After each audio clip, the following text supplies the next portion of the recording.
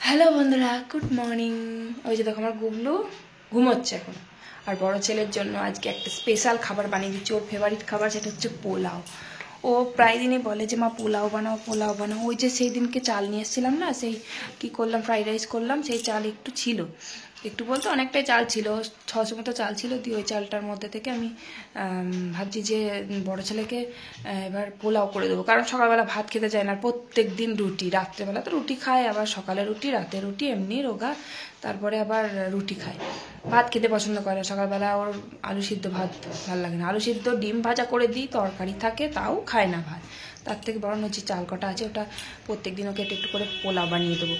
ও আবার বলছে যে টিফিনেও আমি নিয়ে যাব। এবার আমি আবার অল্প করে বসিয়েছি, আগে জানলে আমি তাহলে আর দুটো চাল দিয়ে দিতাম। বসিয়েছি আমি পোলাও, আবার পোলাও যেভাবে হয় আমি সেইভাবে করে নিই। মানে চালটা আমি সেদ্ধ করে নিচ্ছি একটু হলুদ দিয়ে, সব কিছু দিয়ে, তারপরে একটু চিনি আর ঘিটা দিয়ে দেবো। এইভাবে তো করে না, মানে যেভাবে করে সেটা আমি জানি, আমি করেছি অনেকবার পোলাও। সোনা, তুমি কি পোলাও খাবে? হ্যাঁ, তুমি কি পোলাও খাবে? তুমি খাবে না আমি জানি তো, তুমি পোলাও, ফ্রাইড রাইস, বিরিয়ানি এইসব খুব একটা পছন্দ করে না। আর বড়টাও বিরিয়ানি খেত না মানে একদমই পছন্দ করতো না, এখন আবার ফেভারিট হয়ে গেছে। আমার ফেভারিট বিরিয়ানি আমার। এ ঘরে লাইটটা কেন জ্বলছে? তুই তাড়াতাড়ি রেডি হ। বড় ছেলে এত ভালোবাসে পোলাওটা খেতে, এবার আমার হুট করে মাথায় চলে এলো যে আমার ঘরে চাল কিন্তু আনাই আছে। এবার পোলাওটা আর ওই চালের, মানে যে বাসমতি চালটা কিন্তু খুব একটা জাল খায় না, তাড়াতাড়ি হয়ে যায়। পোলাও কিন্তু ওই যে গোবিন্দভোগ চাল দিয়েই করে বেশিরভাগ। আমার কিন্তু বাসমতি চালের পোলাওটা বেশি ভালো লাগে, বেশ খুব সুন্দর সুগন্ধ বার হয়। আর বাসন্তী পোলাও কিন্তু ওই গোবিন্দভোগ চালেরই হয়, আর বাসমতি চালেরও হয়, সব চালেরই হয়, মানে সব চালের না, মানে বাসমতি চাল আর গোবিন্দভোগ চালেরই হয়। তো আমি যেভাবে বানাই সেভাবে কিন্তু আমি বানাইনি, আজকে কিন্তু অন্যরকম করেই বানালাম, একটু তাড়াতাড়ি করার জন্য, কারণ স্কুল আছে। হুট করে মানে মাথায় আসলো যে পোলাওটা বানিয়ে দিই, ভাত খেতে চায় না, রুটি খেতে চায় না, তাই কি করব, তাই পোলাওটা বানিয়ে দিলাম। ওই চালটা আমি আগে করে সেদ্ধ করে নিয়েছি একটু হলুদ দিয়ে, ওর মধ্যে একটু সামান্য নুন দিয়েছি আর ওই হলুদ দিয়েছি, দিয়ে চালটাকে সেদ্ধ করে নিয়ে যে ফ্যানটা ভালো করে ফুটো থালার মধ্যে ঝরিয়ে নিলাম। আর পোলাও আমি যেভাবে রান্না করি, আদা বাটা, তারপরে ঘি, তারপরে চিনি, যেটা মাখিয়ে মানে চালের মধ্যে মাখিয়ে আর কি আধা ঘন্টা মতো আমি রেখে দিয়ে মানে যতটা চাল দিই সেই ততটা পরিমাণ জল দিয়ে একবারে বসিয়ে দিই, তারপরে পোলাও একদম রেডি হয়ে যায়, চাপা দিয়ে দিই। সেইভাবে পোলাও করলে খেতে ভালো হয়। তবে খুব খুশি হয়েছে ওকে পোলাওটা বানিয়ে দিয়েছি বলে, কারণ সকালবেলায় ওই যে আলু সিদ্ধ ভাত দিয়ে ওটা দেখলেই ওর মাথা মানে গরম হয়ে যায়, ও ভাত তো মোটেই খেতে চায় না, আর না হলে রুটি খায়, আর রুটি খেলেই আমার মাথা গরম হয়ে যায়, শুধু রুটি আর রুটি। পোলাও খাচ্ছে, শিগগিরই খাবি, আয় তাড়াতাড়ি আয়। হুম হুম হুম হুম। কুবলু আবার পোলাও, রাইস, তারপরে বিরিয়ানি ওগুলো খুব একটা পছন্দ করে না। বড়টাও আগে খেত না ছোটবেলায়, বড় হয়ে আবার ভালোবাসবে, কারণ এইসব জিনিস কে না ভালোবাসে, সবাই খেতে ভালোবাসে। পোলাও, ফ্রাইড রাইস, আমার রাইসের থেকে মানে ফ্রাইড রাইসের থেকে বিরিয়ানিটাই বেশি ভালো লাগে খেতে। তারপর গুবলুকে খাইয়ে দেয়, আমিও চা খেলাম, খেয়ে ছাদে এলাম। এই যে ধান মেলা আছে, ধানগুলো আমার বরই মেলে দিয়ে গেছে, কিন্তু আমি একটু নেড়ে দিয়ে যাচ্ছি নিচে যাওয়ার সময়, কারণ আমার তো উপরের কাজ সব হয়ে গেছে, এবার নিচে যাব, তাই ভাবলাম ধানটা একবার নেড়ে দিয়ে যাই।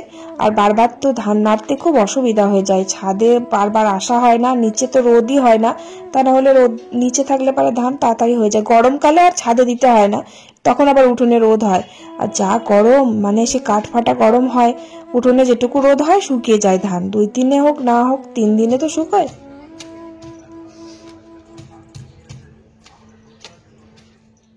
তারপর ধান নেড়ে দিয়ে আমি নিচে এলাম, আর পালং শাক আছে, আজকে পালং শাক করব।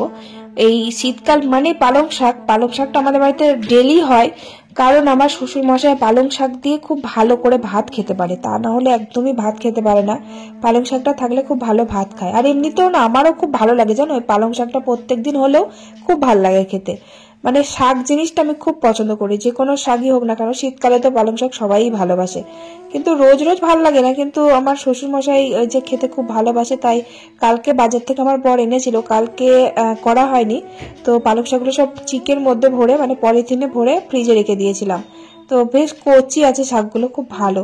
তো শাকগুলো আজকে চচ্চড়ি করব। এই পালং শাকের মধ্যে লাউ ডাঁটা তো খুব ভালোবাসি খেতে, লাউ ডাঁটা পাইনি, তাই তা না হলে লাউ ডাঁটা ঠিক নিয়ে আসতো আজকে। পালং শাক সব কেটে আনাজপাতি রেডি করে কেটে নিলাম, আর এদিকে ভাত হয়ে গেছে, ভাতটা আমি নামিয়ে দিয়েছি। আর আজকে বেগুনি ভাজবো, একটু গোল গোল করে আজকে বেগুনটা কেটেছি। এভাবে বেগুনি ভাজলে না ভালো করে ভাজাও যায়, আবার খেতেও খুব ভালো লাগে, আমার খুব মজমজে হয়, বেশ চপের মতো দেখতে হয়, খুব ভালো লাগে। আর লম্বা লম্বা করে ভাজলে ভালো হয়, কিন্তু অনেক সময় লেগে যায় ভাজতে, আর অতটা মজমজে হয় না, একটু ভেতরে সে মানে গ্যাদগ্যাদে ভাব থাকে। এইভাবেই ভাজলাম আজকে। বেশ বড় বড় সাইজের বেগুন এনেছে, তাই জন্য এরকম গোল গোল করে বেগুনি করলাম।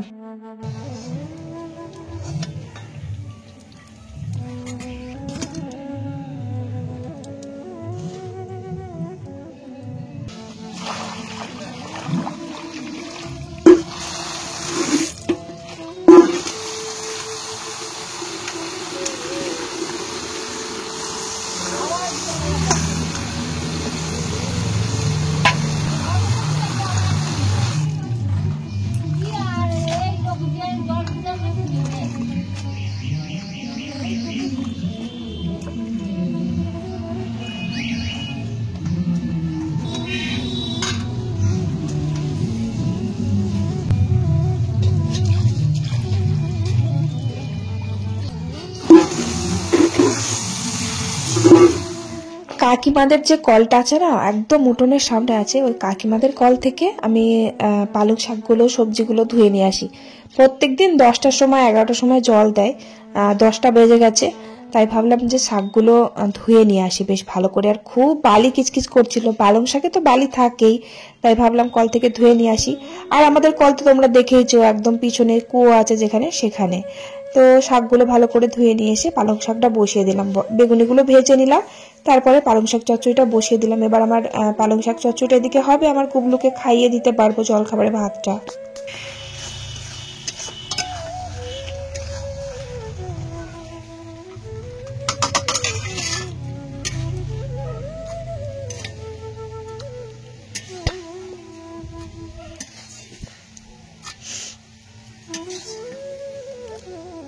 আর আজকেও কিন্তু নিরামিষ রান্না, তার কারণ আজকে বৃহস্পতিবার, আর বৃহস্পতিবারে আমাদের নিরামিষই রান্না হয়। এই যে একটু পোস্ত করলাম, আর পালং শাক চচ্চড়ি, আর ওদিকে বেগুনি করেছি, সেসব বেগুনি আছে, আর একটু ডাল করেছি, মুসুর ডাল।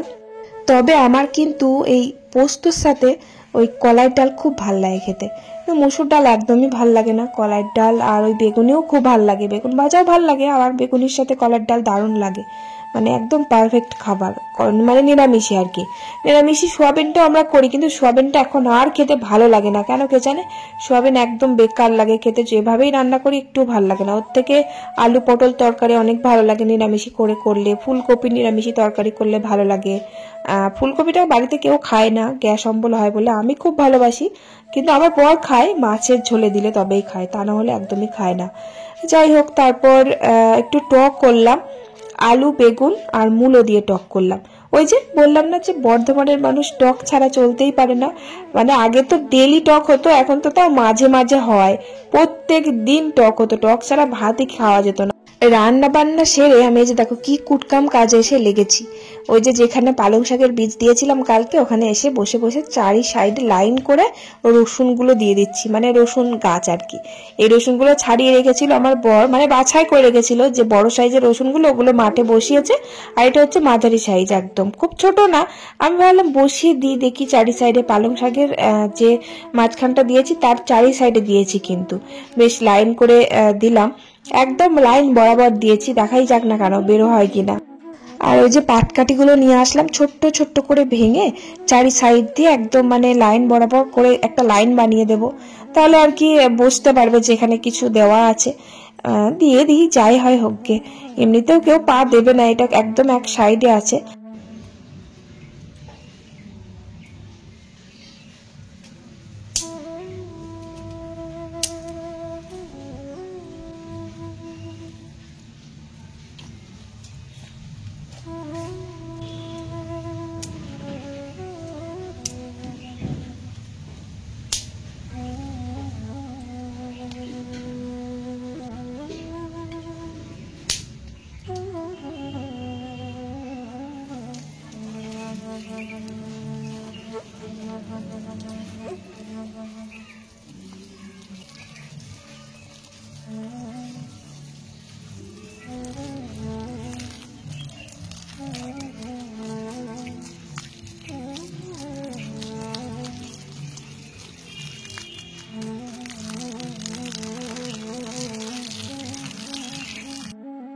এই যে দেখো, এটা হচ্ছে কুল গাছ। এটা হচ্ছে তোমার সেই বিলাতি কুলগুলো বলে না, আপেল কুল গাছ। এটা অনলাইন থেকে অর্ডার করা হয়েছিল। তো গাছটা মরেই যাচ্ছিল, তো মাটিতে বসিয়ে দিয়েছে। তো আমি আবার চারি সাইডে গোল করে ইট দিয়ে দিয়ে ভেতরে বেশ মাটি সার দিয়ে দিয়েছি। আর এদিকে পেঁপে গাছটাও চারি সাইডে ইট দিয়ে বেশ একটু মাটি দিয়ে দিলাম, একদম গোড়ায় মাটি ছিল না। আর ওই যে দেখো, পাট কেটে দিয়ে বেশ কি সুন্দর করে সাজিয়ে দিয়েছি। যাই হোক, তারপর আর কি চান করলাম। চান করে এসে গুবলুকে খাইয়ে দাইয়ে দিলাম। আর আমার বড় ছেলে তো বাড়ি নেই, স্কুলে গেছে। আর ওর বাবা মানে আমার বর মাঠ থেকে বাড়ি এসেছিল, এসে তাড়াতাড়ি করে খেয়ে আবার মাঠে চলে গেছে। আমার সাথে একসাথে খাওয়া হয়নি, আমি পরে খেলাম, কারণ আমার তখন স্নান করা হয়নি, একটু লেট হয়ে গেছে, অনেকটাই লেট হয়ে গেছে। তাই জন্য ও খেয়ে চলে গেছে, তাড়াতাড়ি করে খাবার এনে দিয়েছি আর আমি পরে খেলাম। যাই হোক, তারপর বিকেলবেলা আমার গুবলু সোনাকে ঘুম থেকে তুলিয়ে নিয়ে আসলাম ছাদে। যে ধানগুলো আছে, ধানগুলো এবার চাপা দিতে হবে, কারণ এক রোদে তো ধান শুকোবে না, আবার কালকে দিতে হবে। কিন্তু সমস্যা হচ্ছে প্রচুর ইঁদুর হয়েছে, ইঁদুর আবার গাছের পাতা টাতা সব কেটে খেয়ে নিচ্ছে, আবার ধান তো আরো খাবেই। আজকে দুপুরবেলা খেয়ে দিয়ে বাসনগুলো ধোয়া হয়নি, সকালবেলা ওই যে পোলাও এটা সেটা করে দিয়েছি। তারপরে কালকে রাত্রে আলু চচ্চড়ি করেছিলাম, সেই কড়াইটায় আলু চচ্চড়ি ছিল, সকালবেলা ঢেলে নিচে নিয়ে গেছি। কড়াইটার তো সকালে মাজাই হয়নি। যাই হোক, টুকটাক অনেকগুলো বাসন ছিল, সেই বাসনগুলো এই যে এখন দেখো সন্ধ্যে লেগেই গেছে। ছোট দিনের বেলা, মানে 5টা না বাজতেই সন্ধ্যে লেগে যাচ্ছে। ছাদে গেলাম, জামা কাপড়গুলো তুললাম, তারপরে গাছে জল দিলাম, তারপরে সেই ইঁদুরে খেয়ে নিচ্ছে সমস্ত সেই যেগুলো ধনে পাতা গাছ বেরিয়েছে অল্প অল্প, সেগুলো চাপা দিতে হলো, তা না হলে ইঁদুর এসে একদম আরো ছন্ন ছাড়া করে দেবে। ধানগুলো ভালো করে চাপা দিয়ে দিলাম, দিয়ে ওই জন্য আরো দেরি হয়ে গেল। এদিক ওদিক ছাদে গিয়ে আমার কাজ কত কাজ করতে গিয়ে আমার দেরি হয়ে যায়। আর ঘুম থেকে উঠলামই ওই মানে খেতেই আমার 3:30 বেজেছে। তারপরে আবার একটু শুয়েছি, ওই তখন 4টে 4:30 বাজে। 4টে 4:30 আগেই উঠতে হয়, গুবলু সোনা পড়তে যায়। আজকে আবার সাইকেল ছিল না, ওর বাবা সে মাঠে গেছিল। বড় ছেলে তো কিছুতেই যাবে না, মানে সাইকেলে যাবেই বা কি করে ওকে দিতে। আর আমার জেঠু শ্বশুর তো প্রত্যেকদিন নিয়ে যায়, আজকে জেঠুও ছিল না, মাঠে গেছিল, মাঠে কিছু করছিল আজকে হয়তো। তো তারপরে অনেক পরে ওর বাবা আসলো, দিয়ে ওর বাবাই গিয়ে দিয়ে আসলো। বড় ছেলে আবার কম্পিউটার আছে, কম্পিউটারে চলে গেল।